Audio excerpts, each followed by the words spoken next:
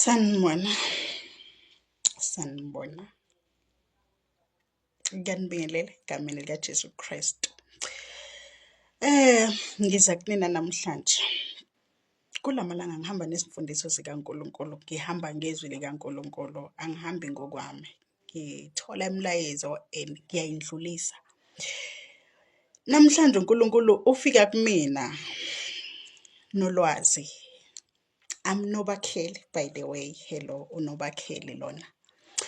uNkulunkulu mayekhuluma, uzokhuluma ngenkonzo endala. Iyephi inkonzo endala bangcwele? Uthi uNkulunkulu kwenzakalani? Uthi inkonzo endala besishumayela ngenkonzo endala. Enkonzweni endala beyihlukanisa isono nenyama. Inkonzo endala beyinokuthula. Inkonzo endala beyinkonzo ekhuluma nomoya wakho nomphefumulo, amahubo, imihlabelelo, iy'ntshumayelo zenkonzo endala. La khona umoya oyingcwele bowehla kungakakhulekwa, kungakashunyayelwa, kungekenziwa lutho. Enkonzweni endala bekuba nemibhedesho. Enkonzweni endala bekuqala kumenyezwe iy'thunywa zezulu, kumenyezwe umoya oyingcwele, izingelosi. Kodwa